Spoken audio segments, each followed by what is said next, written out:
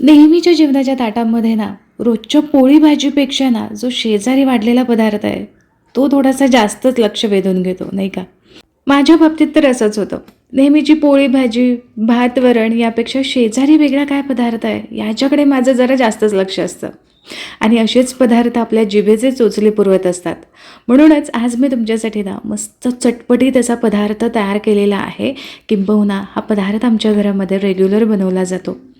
याला तुम्ही टोमॅटोची चटणी म्हणा, टोमॅटोचा रायता म्हणा किंवा अगदी कोशिंबीर म्हटलात तरीसुद्धा चालेल. बनवायला साधा सोपाच आहे, नेहमीपेक्षा थोडासा वेगळा आहे, थोडासा वेळखाऊसुद्धा आहे.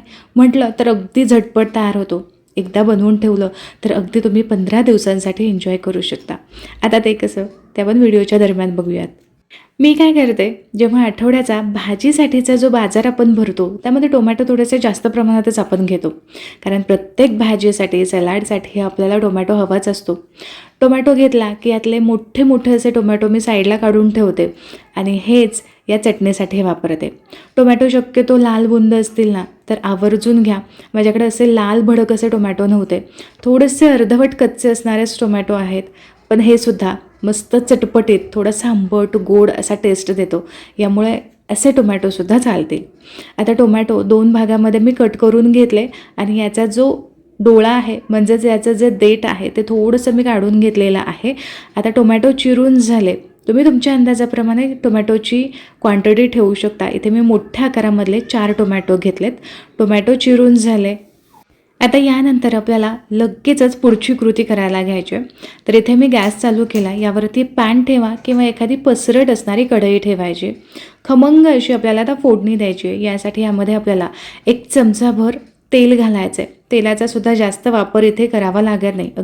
पॅनमध्ये घातलेलं तेल सगळं पसरवून घ्यायचं आणि छान हे गरम करून घ्यायचं. आता चटपटीत अशी फोडणी देऊयात. तर यासाठी 1 चमचाभर मोहरी घालायची, 1 चमचा भरून जिरं घालायचं आहे आणि याचबरोबर 10 ते 12 लसणाच्या पाकळ्या मी इथं घेतल्यात. त्याच्या रफली बारीक अशा चिरून घ्यायच्या. यासुद्धा छान खमंग अशा या फोडणीमध्ये परतून घ्यायच्या आहेत. आता इथे 1 पाव चमचा भरून मी इथं हिंग घातली आहे. हिंग आणि लसूण आवर्जून घाला, मस्त स्वाद येतो. आता ही फोडणी थोडीशी लो फ्लेमवरती आपण परतून घेऊयात. फोडणी परतून झाली, खमंग असा सुवास आला की यामध्ये आपल्याला कढीपत्ता आवर्जून घालायचा आहे. आता कढीपत्तासुद्धा थोडासा आपण परतून घेऊ. अगदी साधीशी फोडणी आहे, अगदी झटपट तयार होते. आता फोडणी थोडीशी परतून झाली. गॅसची फ्लेम संपूर्णपणे लो ठेवायची आणि लो फ्लेमवरतीच चिरून ठेवलेले टोमॅटो आपल्याला यावरती ठेवायचे आहेत. फोडणीमध्ये घातलेला लसूण, कढीपत्ता आणि हिंग याचा स्वाद या टोमॅटोंना छान येतो. यामुळे फोडणी आवर्जून घालायची आहे. आता फोडणीवरतीच हे टोमॅटो ठेवायचे. टोमॅटो ठेवून झाले की लगेचच यावरती आपल्याला पाक कसं झाकण ठेवायचं आहे. गॅसची फ्लेम संपूर्णपणे लो ठेवायची आणि लो फ्लेमवरती चांगले या टोमॅटोवरची साल निघेपर्यंत आपल्याला हे शिजवून घ्यायचं आहे. आता जोपर्यंत टोमॅटो शिजले जात आहेत तोपर्यंत आपण इतर तयारी करून घेऊयात.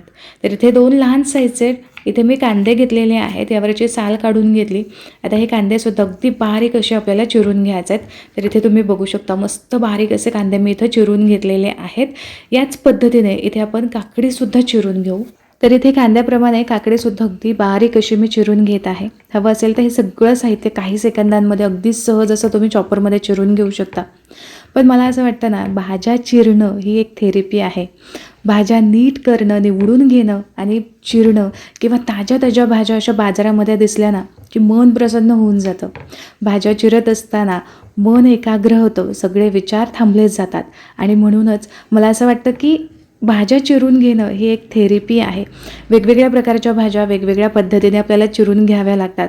म्हणजेच ही एक कला आहे आणि जी कला अवगत करणं इतकं सोपं नाही. तर इथे बोलता बोलता गाजरसुद्धा अगदी बारीक असं मी चिरून घेतलेलं आहे. हवं असेल तर गाजर तुम्ही किसूनसुद्धा घेऊ शकता. गाजर चिरून झालं. साईडला मी थोडीशी पुदिन्याची पानं ठेवलेली आहेत. तर ही पुदिन्याची पानंसुद्धा छान बारीक इथं मी चिरून घेतली आहेत.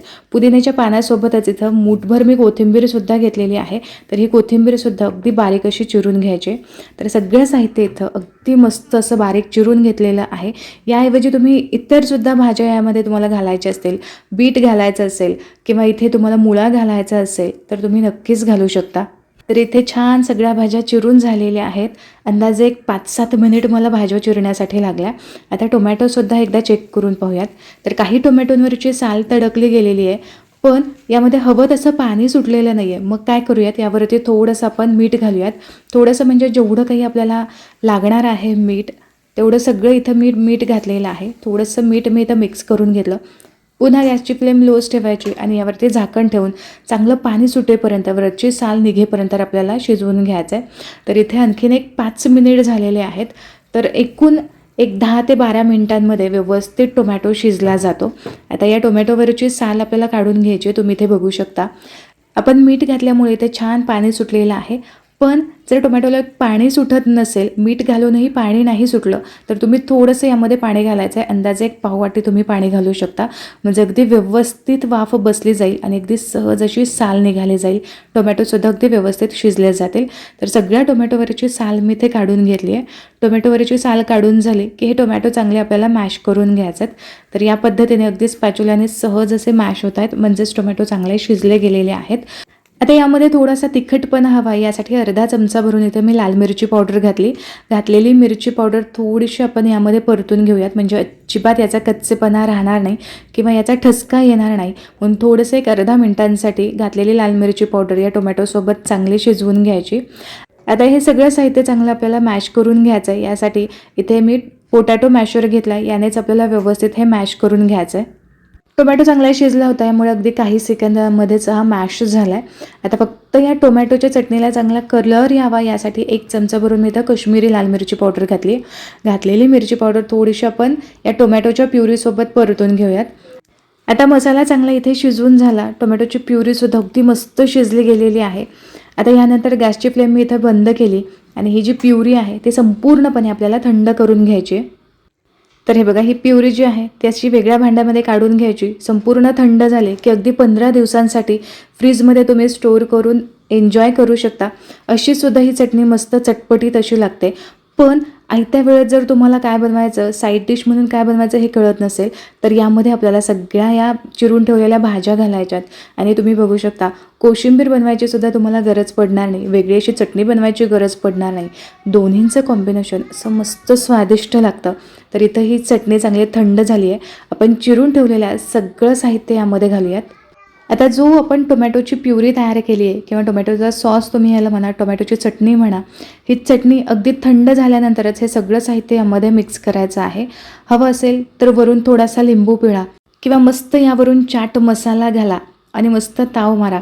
चपातीसोबत, भाकरीसोबत सुद्धा मेन डिश म्हणून सुद्धा तुम्ही खाऊ शकता. म्हणजे जर भाजीला काही नसेल तर अशा वेळेस भाजी म्हणून सुद्धा हा पदार्थ किंवा ही चटणी मस्त लागते.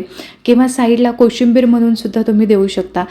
एक वेगळा पदार्थ नेहमीच पानाची शोभा वाढवतो, जिभेचे चोचले सुद्धा पुरवतो. यामध्ये 1 चमचाभर मी चिली फ्लेक्स घातलेला आहे. चिली फ्लेक्स मिक्स करून घेऊयात आणि सर्व करूयात. आशा करते की आजचा हा वेगळा पदार्थ तुम्हाला नक्कीच आवडला असेल आणि नक्की तुम्ही ट्राय करून सुद्धा पाहणार. ट्राय केला तर कमेंट करून मला नक्की कळवा. व्हिडिओ आवडला तर व्हिडिओला लाईक जरूर करा. चॅनलवरती नवीन असाल तर सबस्क्राईब जरूर करा. पुन्हा व्हिडिओ अशाच एका मस्त रेसिपीसोबत. तोपर्यंत स्वस्थ राहा आणि मस्त मस्त खात राहा.